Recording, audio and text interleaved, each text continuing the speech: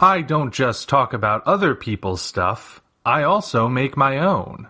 Books in particular. To date, I have 4 books you can check out on Amazon. Operation Red Dragon: The Daikaiju Wars Part 1, Occult Mafia, Emerald of Maddox City, and the short story collection Assorted Absurdities, Tales of Kaiju Punk and Other Genres. Hop on down to the description for Amazon links to all 4 books. Enjoy whichever ones you read, and enjoy the video. Hello ladies and gentlemen, I am the Omni viewer, and I'm here to do another little unscripted thing about the upcoming MonsterVerse series that'll be on Apple TV. Still making up my mind about whether or not it's really worth subscribing to just for that show. I'll see what else is on Apple TV. Maybe there is something that'll catch my interest, you never know. Anyway, I've spoken a little bit about the fact that this series exists and it has Godzilla in it and everything. I've spoken also about what I figure we might see in terms of just making a few predictions in terms of what monsters we might see, or whether or not it'll skew more towards original or more familiar monsters, things like that. If you've been following the channel, you know what I'm talking about. But today I just wanted to say the one thing I'm really hoping the series doesn't do, and I want to get this out early in hopes that it'll actually make a difference. What I don't want the series to do is I don't want it to do what Marvel is currently doing. That is, making the show be required viewing to understand everything that happens going forward. This touches a little bit on the author's take on video I did a little while ago about multimedia and how that should and can and shouldn't relate to the main thing that it's connected to. That was a really roundabout way of saying it. I'm kind of sleep deprived. If you saw that video, you know what I'm talking about, but for the sake of completion, for those who might just be joining us, suppose you have a movie that is the main thing that everyone is going to see, the main thing that everyone's going to know, and then you have something else that's part of that story but it's in a different medium, like a graphic novel prequel, or a little side project that you produced as a bonus on the DVD or Blu-ray or whatever format you want. Something like that. That sort of thing ideally should not be necessary to understand the main source. I shouldn't have to read the prequel graphic novel in order to understand the movie. I can read it if I want to. I can read it if I want to see the world of that film expanded upon. But if it contains vital information that should have been in the movie, then somebody got their priorities screwed up. That's the basic idea. And when I said that I don't want the MonsterVerse series that's coming up to do what Marvel has been doing recently, well, Marvel has been really pushing, well, Disney's been doing it, but Marvel is a branch of Disney now. They've really been pushing the whole Disney Plus series aspect for Marvel in particular. The MCU now has a bunch of different Disney Plus series, a lot of which it seems like are specifically designed to set things up for future movies. Granted, the direction those movies take might be very different from what was initially planned, considering that the movies Marvel was clearly banking on didn't do so hot, while Spider-Man killed it, but what can you do? The point is, though, that a lot of people are speculating Loki set up the character who's going to be the main villain of the MCU for this next little bit. He'll be the next Thanos. Or it's been known from pretty much the beginning that WandaVision was going to be required viewing before you saw Doctor Strange in the Multiverse of Madness. And when we got the recent teaser trailer, they pretty much confirmed that by having Doctor Strange and Wanda have a conversation where they reference the events of WandaVision. So it's like, gee, guess you want me to subscribe to Disney Plus, don't you, Marvel? Maybe I don't want to. And that is my main concern about this upcoming MonsterVerse series. My main concern is that it might go in that direction.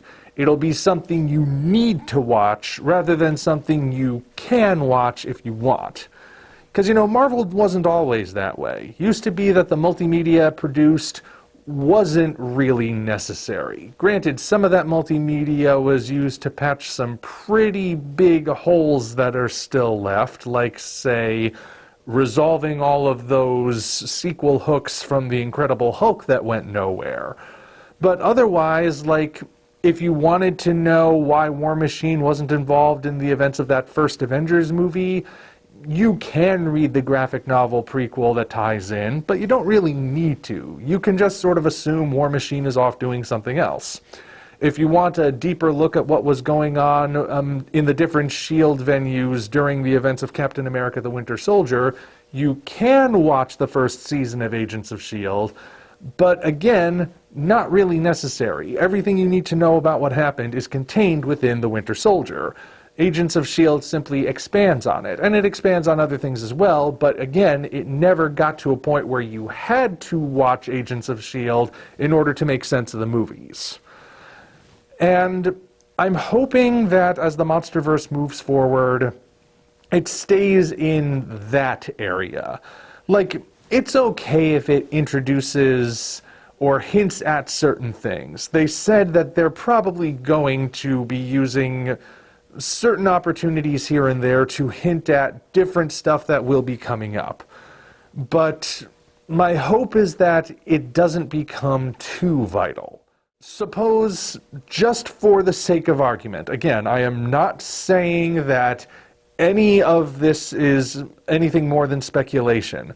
I'm just arguing a hypothetical here. Suppose that the MonsterVerse series, either the one on Apple TV or the anime for Skull Island that's going to be on Netflix, suppose one of those decides to give us our first hint at Gamera being in the MonsterVerse.